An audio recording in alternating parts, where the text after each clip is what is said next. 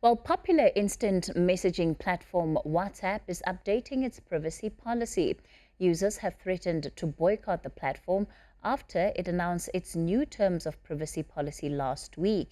To speak to us about the impact of this on users, we're joined by editor-in-chief and publisher of Stuff magazine, Toby Shapshak. Toby, good evening, and thank you so much for your time.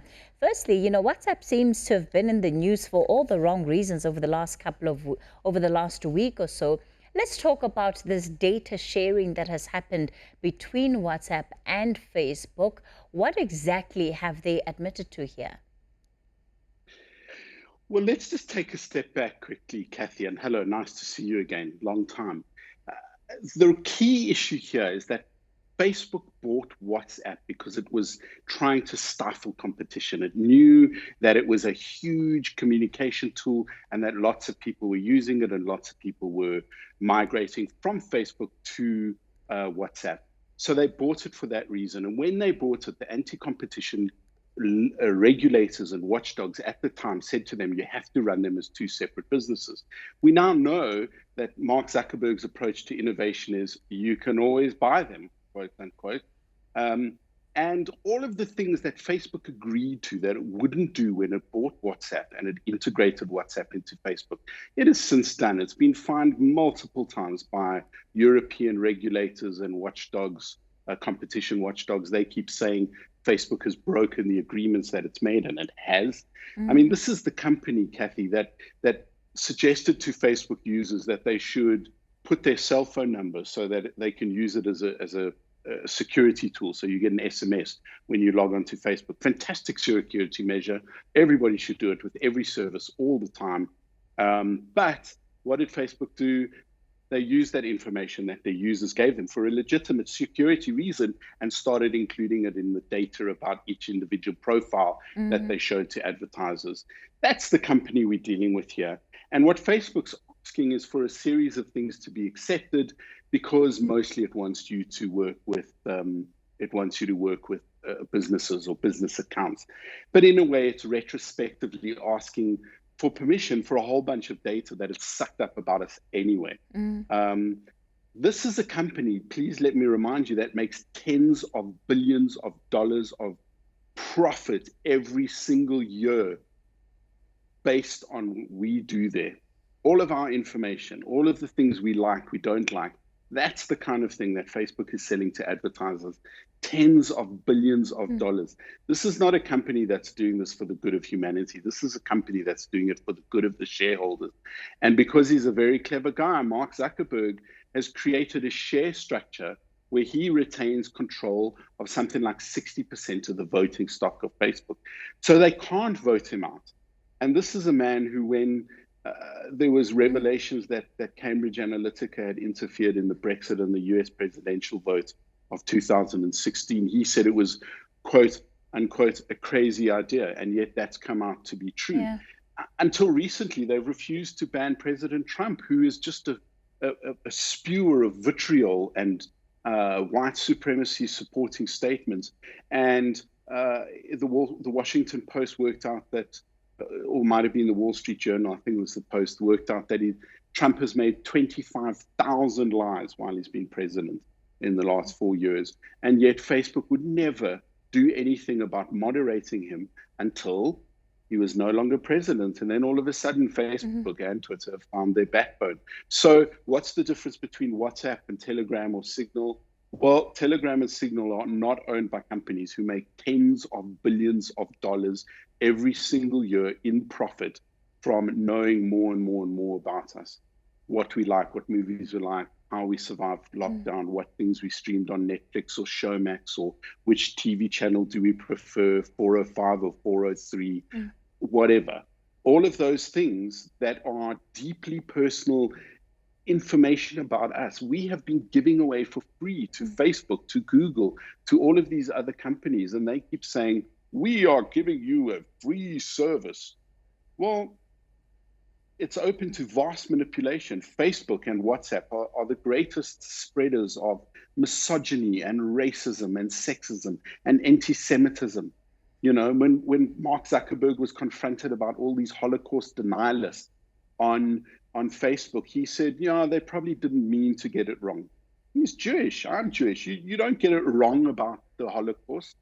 Everybody knows what really happened. And yet Facebook pretended it didn't have a clear moral line on this because it doesn't want to get rid of viewers. Controversy brings more eyeballs, brings more advertising.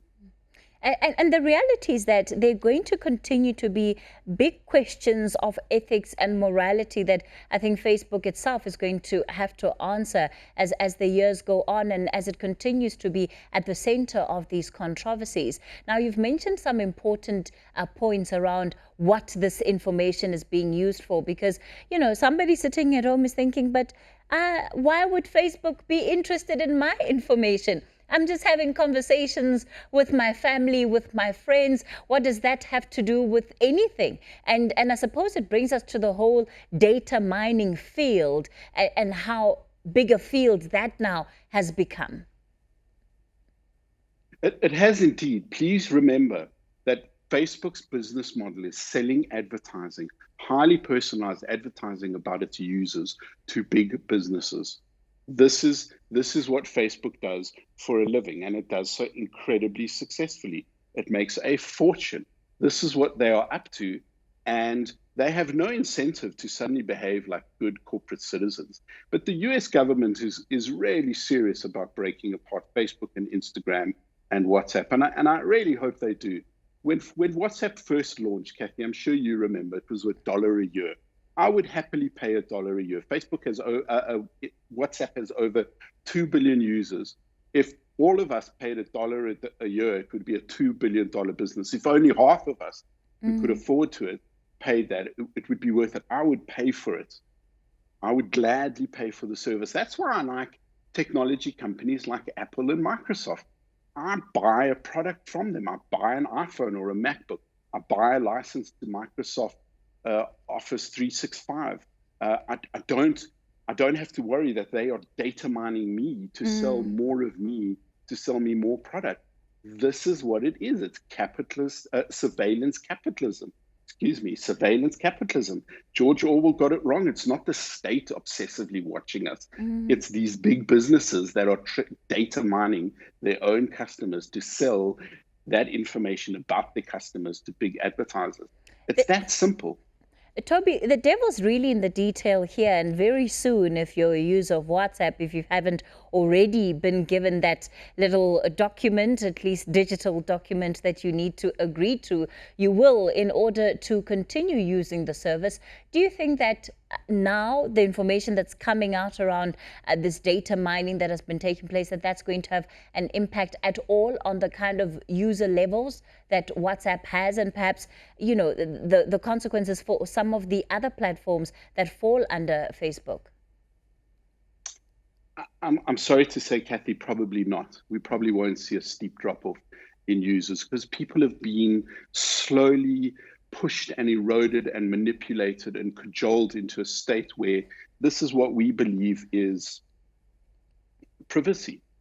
And it's all been foisted on us by Mark Zuckerberg and Twitter and Google, that we've allowed ourselves to be seduced by this great social media dream that if we put the best picture of ourselves out there to the world, people will love us. We'll become influencers on Instagram and make gazillions posting pictures of our small little dog, eating dinner or something. And for some people, they've had those amazing success stories. But for the most part, Instagram is all about sales. It's a sales channel, and it's become highly successful at that. This is what Facebook does. It makes money from selling advertising to people, and surveillance capitalism is very real. Believe me, Google is just as bad. And YouTube is the cesspit of the internet. It's where conspiracy theories just grow and grow. Talking of which, if you had seen the riots on Capitol Hill last week, there was a guy dressed in horns, and it looked like calls himself Q Shaman. He pops up all the time from QAnon, and he's a total crazy maniac. Anyone who believes this QAnon, it's like modern day Nostradamus for stupid people. And they all believe it. And Facebook has allowed this to run riot. It's spread across the world, and it's total gobbledygook. An ANC January 8th statement makes more sense than the drivel that QAnon comes out with. But Facebook has allowed it to populate, and it's allowed it to spread, and it's allowed groups to spread. Facebook allows you, until quite recently, and the ongoing exposés, I believe it was ProPublica who did the most recent one of the largest, is that you could choose advertising to select like non-Jews. You could separate Jews out so that you could send the non-Jews anti-Semitic advertising. It's insane kind of stuff. This is the power that these social networks have. And as we've discovered, nobody is accountable. Mark Zuckerberg keeps saying, I'm responsible, and yet he is still the CEO of the company that has the most control of communications in the world. Facebook has over 2.2 billion users. WhatsApp has over 2 billion users. Instagram and Messenger each have over 1 billion users. Sure, some of them will be the same people being counted, but that is a lot of people. And this is not a company that is democratically elected. This is a company that can choose to do whatever it wants and does. And US lawmakers are going to take them to task.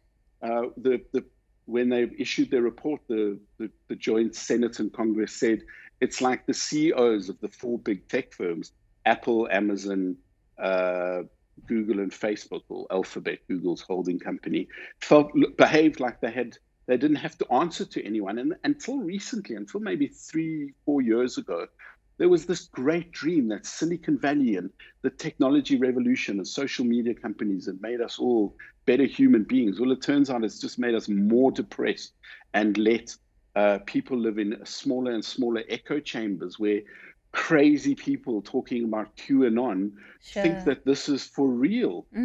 Half of America thinks the vote was stolen. Twitter and Facebook allowed Donald Trump to spew these lies for the last month. And only after this armed insurrection on their own Capitol Hill, I don't know if anyone saw the Zapiro cartoon today with a huge banana over the Capitol Hill calling it United Banana Republic of Trump. I mean, this is what this man has reduced one of the oldest, greatest democracy in the world to. All right. And before this, Toby, I won't even get you started on the algorithms then. We'll have to wrap it up there for tonight. Toby Shapshak, he is the editor-in-chief and publisher of Stuff magazine.